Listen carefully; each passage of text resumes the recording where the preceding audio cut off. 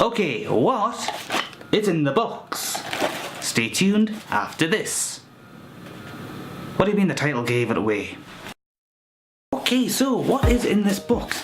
Well, usually I do unboxings straight out of the box, but this was something I've been wanting to play around with for a little while. Now, you might know I like to mess around with cameras every now and then, and I've been experimenting with light filters and whatnot, and different kinds of light. So I thought I'd get myself one of these. Bubble wrap. And this. But yeah, it's a torch. Or a flashlight if you're American. Or a British millennial who thinks that we should adopt American terms all the time. Nothing wrong with it, but I just prefer the old school name of torch because that's what I grew up with. And that's what we actually technically call them. But this is a bit different because this is a UV light. An actual working UV light. Oh yes, I have finally gone and got myself something really weird. Not that I was ever a fan of CSI because I simply didn't watch it, but yes, this is an actual working blacklight UV bulb. Actually, several UV bulbs. That's probably not going to do the lens any good, but I'll just move it down there like that. Yeah.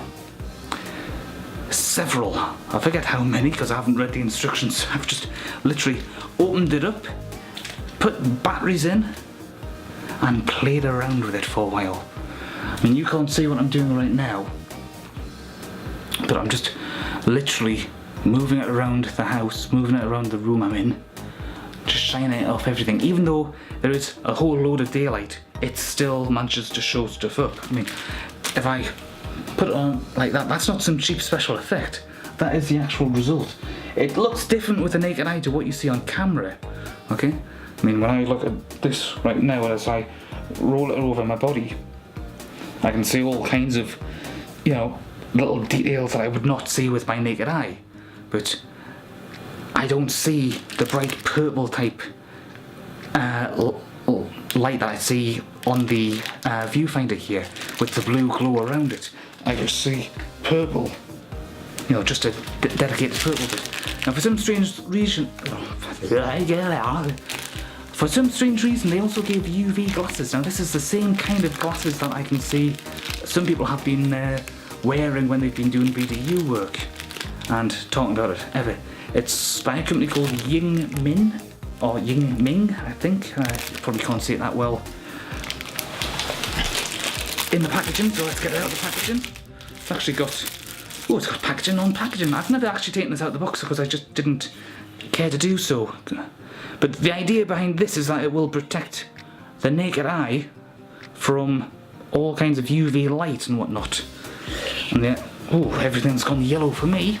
It's probably the same colour for yourselves, but yeah, the idea is that wearing this will filter out harmful light and whatnot so that you don't get headaches and migraines and whatnot. Although the legs feel a bit tight around my head, so that might cause headaches of a different kind, so a bit counterintuitive methinks. Let's just see what happens when I put this on. Oh, God's sakes. Maybe this will work better in the dark, but it really does filter the light out. It filters out quite a lot. In fact, if I shine it at my face like this, yeah, I can see it reacting in exactly the same way on the viewfinder as it was before. Maybe slightly different colours, but it just looks like a very faint pink at this point when I look at it with my own eyes with this thing on.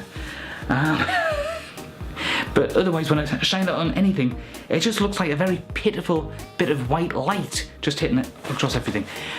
Now, I've got no light on. This is all natural daylight coming through my window. I'm going to close the curtains and see if this makes any difference whatsoever. Okay, so it's a lot darker, not pitch black because I don't have blackout curtains, but let's just see. Oh yes, if I hold this down like this, it's causing some distortion on the, you know, on the camera viewfinder and whatnot. Because I'm just messing around with everything now. Let's just move it around a bit. Now remember, I'm still wearing these, so this isn't going to look quite the same. Yeah, I can still see detail. I can see detail that I couldn't see before. So if I take these off and just look at it with my naked bare eyes, yeah, this does actually make a difference. When you look at it this way, you can see it's still making things glow. If I hold this at anything white, for example, that looks like the sun. When I look through this right now, as I look at that white background through the viewfinder with these on, that looks like the sun. And when I take it off, no, it just looks purple. You know, it looks like a white circle with a purple highlight around it.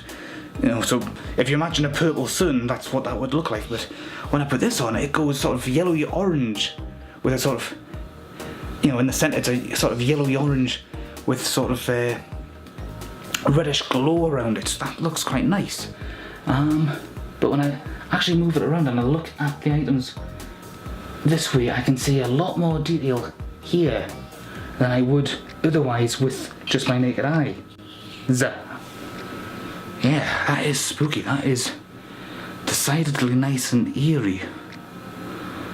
Now there's one other thing that I've noticed which I've not tested out, and I'll need the curtains open for this. I'll just leave these on like this. The actual size of this looks to my naked eye to be the same size as my lens. This is my wide-angled lens. I've been doing this for a bit of shooting, and I've noticed there's actually grooves around here, which I'll probably show up if I let the autofocus. You know, if I give the autofocus a little help. Yeah, that looks like it's shown up there. It looks like there's grooves around here that could potentially fit lenses that could possibly fit on this camera as well, on this camera lens. I'm just going to hold it up like this, so use the darkness. We are still shooting, nothing's gone wrong here. No, this is just a bit wider than the outside of this particular camera lens. I'll just take that box out of the way. So yeah, so potentially if there's a bigger lens than this, ever so slightly, there might be some sort of lens type cover that could fit on this. Although looking at this a bit more closely in the date of light, okay, I may have actually made a bit of a boo-boo there. I thought there was some sort of mount on the inside of this, similar to what I have on the inside of this lens. But it turns out that there isn't. I wonder what made me think that. Oh well, I must have been tired when I looked at that. And in the dark and not with the light on or anything like that to actually help me determine everything. That said, it does sort of, you know, the body-wise kind of makes me think a bit of a lightsaber in some regards, and so on. If you wondered how the batteries get in, there's actually two ways of getting these in. You can, I think I've just discovered a third way. No, it's exactly the same thing as before. You can unscrew this away, and they'll come out like this. There's two of these. Okay, there's two of these, and you've got the standard spring down here and connect a bit there. You need three double A's? Yeah, 3 double A's in each of these. Okay. 2 positives can go in that way, 1 negative that way. Same thing on both designs, and then on both designs, what am I saying? And then you just screw it in like that. Obviously, you run the risk of getting the bulb, okay, a bit dirty, but there you go, it works still. But you can also unscrew it this away. That's just a bit of versatility. Can you actually, let's just put this down like this. Can you actually do it interchangeably? Is it versatile enough to, let's take these out like so. Could I just sort of change the look a bit? Whoa. I'm liking this bit. Whether it'll actually work or not is a different issue. And let's hope I've actually put the batteries in the right way around.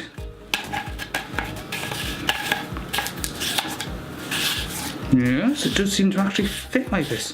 Whether it actually turns on... Oh, yes! And of course the best bit is if I just sort of